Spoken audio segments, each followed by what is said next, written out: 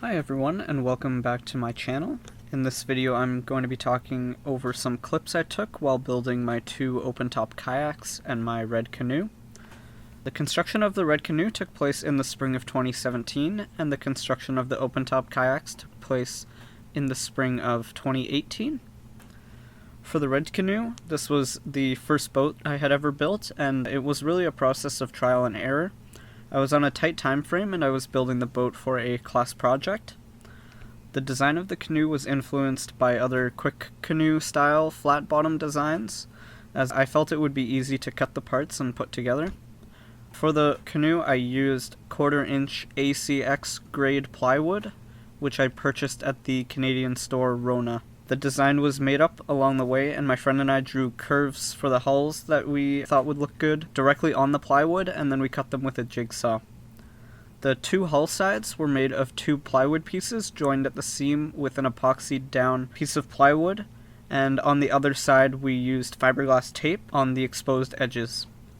The floor was made in the same way, and when we turned the boat 3D, we screwed a piece of lumber into the tops of the two hull sides. This was slightly wider than the floor would have been at the same spot, and then we taped the floor onto the side hulls with duct tape, and then we flipped the hull again and fiberglass taped the interior edges right away. Unfortunately, the attempt at skipping the stitch and glue process by using duct tape did not work that well, and the heat generated from the curing epoxy caused the tape to stretch overnight. My father caught the issue in the early morning, and we were able to make some quick fixes to hold the hull together long enough for the epoxy to cure. The result of this issue was that some large areas formed a gap around the hull edges. What we did was we filled these areas with spare plywood and mixed epoxy with sawdust, and that became a sturdy joint on the edges. And so once this was all done, we taped the exterior of the boat as well, and then we epoxied plywood gunwales to the outside and inside of the boat, and we painted the hull with exterior grade latex paint. If I were to do this again, I would have epoxied or fiberglassed the outside of the boat to make it more rot resistant, but at the time I was on a budget and canoes don't spend extended periods of time in the water anyway. The boat was used that year on a canoe trip to the Queen Elizabeth II Wildlands Park in southern Ontario, and it performed admirably. I also used the canoe in Algonquin Park and on some local South Ontario lakes for fishing.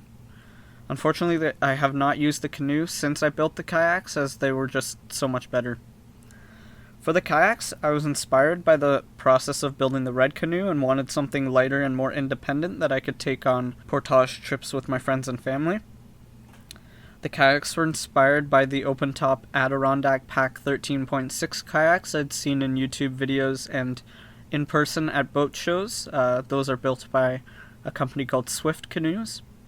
I wanted something similar, but I couldn't justify the price point, and went ahead and built my own open-top kayaks. The process of building these kayaks was very similar to the Red Canoe. We used the same joining system for the side hulls and the bottom hull. But for the hull curvature, instead of a single yoke in the middle of the boat, we used two wide dowels fore and aft of the seating position. Below these dowels, I angled lumber pieces, and these were screwed into the side hulls. What this made was a angled side hull, and it formed a natural curvature, and this just allowed me to trace the bottom of the boat directly onto plywood and cut that. The bottom fit perfectly as a result, and it laid right on top of the bottom lumber pieces, which we duct taped again, but this time with a much stronger duct tape, Gorilla Tape, and it went a lot smoother, and we were able to fiberglass it without any issues. So the hull did not come apart while we were doing that. For finishing touches, we put an epoxy coat on all areas below the waterline of the boat, and then we put plywood gunwales on the inside and outside of the boat, and smoothed that over with a fiberglass tape on top. The hulls were then painted with exterior grade latex again. For the blue canoe, I built that over the course of about 2 months, and we cut both plywood parts for the gray and blue canoes at the same time.